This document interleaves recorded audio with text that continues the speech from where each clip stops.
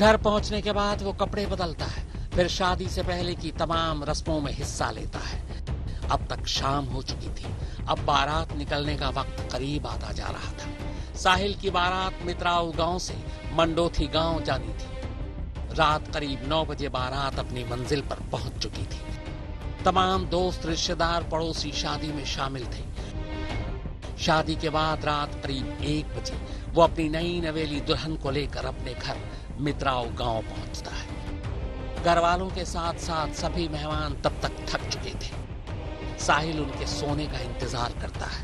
इसके बाद तड़के करीब 3:30 बजे जब सब सो जाते हैं, तब वो चुपचाप अपनी टाटा निक्सन कार में बैठकर घर से 700 मीटर की दूरी पर उसी ढाबे में पहुंच जाता है, जहां दूसरी कार में उसने निकी की लाश छुपा रखी थी। रात के अंधेरे में अब वो कार की डिग्गी से निकी की लाश निकालता है और उसे ढाबे के अंदर एक कमरे में ले जाता है। कमरे में नीले रंग का एक फ्रिज पड़ा था। वो फ्रिज से तमाम ट्रे बाहर निकाल देता है।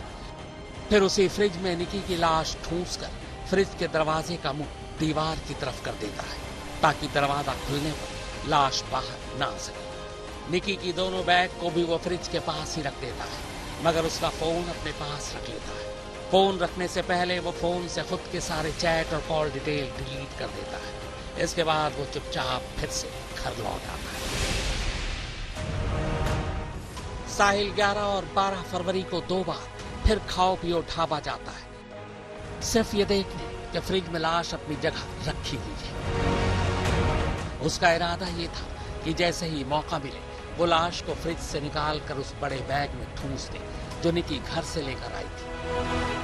फिर बैग ले जाकर किसी नदी में फेंक आए, मगर इत्तेफाक से लाश ठिकाने लगाने का उसे मौका ही नहीं मिल रहा था, क्योंकि घर में शादी का माहौल था और तमाम मेहमान हर वक्त साहिल को घेरे रहते थे।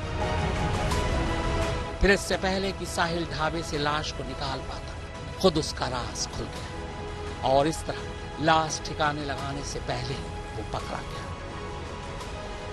अब यहां तक की कहानी तो खुद साहिल ने सुनाई, लेकिन साहिल के राज के खुलने की कहानी कैसे सामने आई, इसके 2 पहलू हैं। एक पहलू दिल्ली पुलिस का है और दूसरा खुद निकी के पिता का। तो पहले दिल्ली पुलिस की कहानी।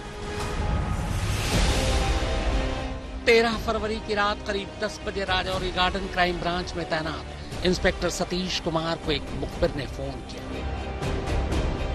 वो मुखबिर साहिल और निकी के रिश्तों को जानता था। उसे ये बात बड़ी अजीब लगी कि साहिल की शादी कहीं और हो गई, और उससे भी अजीब ये कि पिछले कुछ दिनों से उसे निकी दिखाई नहीं दी है।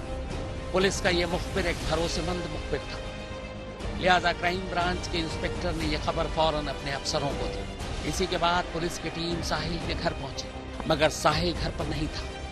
थोड़ी देर बाद उसका लोकेशन पता चल गया और 14 फरवरी की सुबह करीब 9 बजे पुलिस ने साहिल को हिरासत में ले लिया। इसके बाद जब उससे सख्ती से पूछताछ की गई तो उसने सारा सच उगल दिया। इसी के बाद वो पुलिस को लेकर ढाबे पहुंचा। पुलिस ने साहिल की मौजूदगी में ही ढाबे के अंदर मौजूद नीले रंग के 165 लीटर के फ्रिज का दरवाजा खोला। निकी की लाश उनके सामने थी।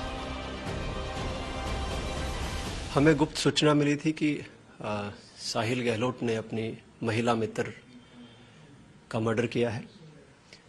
गुप्त सूचना के आधार पर उसको 14 तारीख को तकरीबन 9 बजे हमने अप्रीहेंड किया। उससे गहन पूछताछ की। पूछताछ में उन्होंने बताया कि मैंने अपनी दोस्त को गला घोंट कर उसकी हत्या कर दी और उसको अपने ढाबे पे फ्रिज में छुपा रखा है। उसके बाद हमने वहाँ से बॉडी रिकवर करी और इन्होंने अपने मोबाइल फ़ोन के केबल वायर से उनका गला घोटा था। अरविंद ओझा के साथ हिमांशु मिश्रा, दिल्ली आज तक।